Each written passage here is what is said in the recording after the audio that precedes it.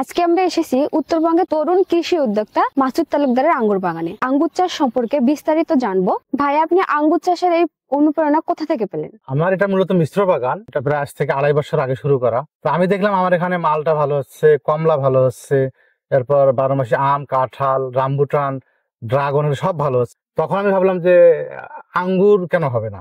এই উদ্দেশ্য থেকেই প্রায় বছর দেড়েক আগে আমি আমাদের বাংলাদেশের horticulture centre head office Gazipur কাশিমপুরে ওখানে গিয়ে তথ্য সংগ্রহ করে এরপর বিভিন্ন জায়গা থেকে ইভেন বিদেশ থেকে কিছু চারা নিয়ে এসে আমি আঙ্গুর রোপণ করি এবং আজ এ পর্যন্ত আসছি। আপনার বাগানে বর্তমানে কত প্রজাতির আঙ্গুর রয়েছে? আমি মোটামুটি 34টা জাত সংগ্রহ করছিলাম, তবে এখন পর্যন্ত আমার ফলনে আসছে 25টা জাত, অর্থাৎ 25টা জাত এখন আমার কাছে আছে।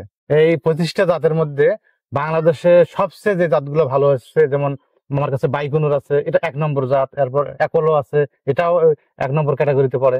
ব্ল্যাক ম্যাজিক, এরপর গ্রিন লং, ভিএসডি, কৃষ্ণা, জ্যোতি, সুপার সোনাকা, মানিক চমন, তারপর আপনার এভাবে আমার 25টা জাত আছে এখানে। কোন জাতটাতে বর্তমানে বেশি ফলন হচ্ছে? বাংলাদেশের আবহাওয়া এবং মাটিতে এখন পর্যন্ত সবচেয়ে ভালো ফলন দিচ্ছে আমাদের বাইকুনুর, অ্যাপোলো, এবং এই দুটার ভেতরে আবার সবচেয়ে ভালো দিচ্ছে বাইকুনুর। অনেকেই বলে উত্তরবঙ্গে আঙ্গুর চাষ করলে যে নাকি টক হয়, এখানে কেমন? এখন উত্তরবঙ্গ দক্ষিণবঙ্গ বলে কথা নয়, ব্যাপারটা হচ্ছে জাত। আমার জাত যদি সঠিক হয়, আমি যে মাটিতেই রোপণ করি না কেন অবশ্যই মিষ্টি হবে। হ্যাঁ, হয়তো বা মাটি ভেদে একটু ইদুগতি হতে পারে, কিন্তু মিষ্টতায় অবশ্যই মিষ্টতা আসবে, মিষ্টি হবেই। জাতের ক্ষেত্রে যদি টক জাত হয়, ও যে জায়গায় লাগান আপনি ও টক হবে। এখানে উত্তরবঙ্গ এবং দক্ষিণবঙ্গ এভাবে কোনো জায়গা কোনো ভেরি করে না, ম্যাটার করে না। আমার এখানে শত শত বলবো না, হাজার হাজার দর্শনার্থী এসেছিলেন এবং দেশের বিভিন্ন প্রান্ত থেকে, দূর দূরান্ত থেকে, 100-150 কিলো 200 কিলো দূর থেকে, ইভেন 500 কিলো দূর থেকে দর্শনার্থী আসছিলেন। সবাই আঙ্গুর খেয়ে এতটা অভিভূত যে প্রত্যেককে বলছেন যে বাজারের চেয়েও মিষ্টতা এবং গঠনগত সব দিক থেকেই আমার আঙ্গুর ভালো। বর্তমানে আপনার কাছে বয়স কত এবং কেমন উৎপাদন হচ্ছে? এই বাগানের অন্তত আঙ্গুরের গাছগুলোর বয়স 1 বছর হচ্ছে। তো 1 বছরের গাছে আল্লাহর রহমত যথেষ্ট ফলন হয়েছে।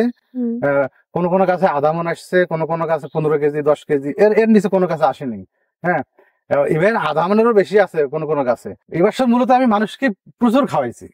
হ্যাঁ, বাগানে ওই পাকা অবস্থায় যারাই আসছে তাদেরকে আমি খাওয়াইছি। ফলন এত পরিমাণ হয়েছে যে এখানে আপনার আমি হাজার হাজার মানুষকে খাওয়ানোর পরও আমি বেশ কয়েক মণ বিক্রি করছি ইনশাআল্লাহ।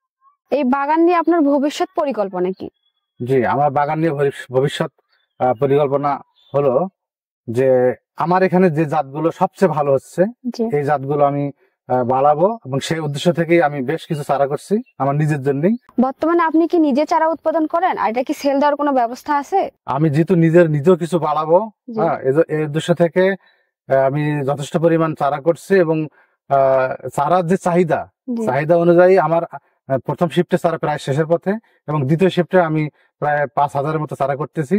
তো আল্লাহর রহমতে চারার প্রচুর চাহিদা আছে। মাসুদ ভাই, অনলাইনে অনেকে আঙ্গুরের চারা কিনে প্রতারিত হচ্ছেন, এই বিষয়ে ক্রেতাদের কোন বিষয়ে সতর্ক থাকা উচিত আপনি একটু বলেন। জি, আঙ্গুরের চারা নিয়ে যে প্রতারণা হচ্ছে এটা আমার কাছে একেবারে স্পষ্ট, কারণ আমার কাছে শত শত ফোন আসছে যে তারা বিভিন্ন জায়গায় আঙ্গুরের চারা কিনে প্রতারিত হচ্ছেন। তো আমার এক্ষেত্রে পরামর্শ হলো, আপনারা যে কোনো বাগানে সরাসরি যাবেন, সরাসরি বাগান থেকে চারা কিনলে প্রতারণার কোনো সম্ভাবনাই নাই। হ্যাঁ, আর নার্সারি থেকেও কেনা যেতে পারে বিশ্বস্ত নার্সারি হলে, কিন্তু নার্সারির ক্ষেত্রে অধিকাংশ ক্ষেত্রে প্রতারিত হওয়ার সুযোগ আছে। অনেক নার্সারিম্যানরা চারা বিক্রি করতেছে, তারা তাদের নিজস্ব কোনো মাতৃ গাছ নাই, নিজস্ব বাগান নাই, ধুমছে তারা চারা বিক্রি করতেছে। তো সর্বশেষ কথা হলো, যাদের বাগান আছে সরাসরি সেখান থেকে যদি আমরা চারা সংগ্রহ করি তাহলে প্রতারিত হওয়ার সম্ভাবনা একেবারেই কম। নার্সারি থেকেও নেওয়া যেতে পারে, কিন্তু খেয়াল রাখতে হবে তাদের নিজস্ব মাতৃ গাছ আছে কিনা।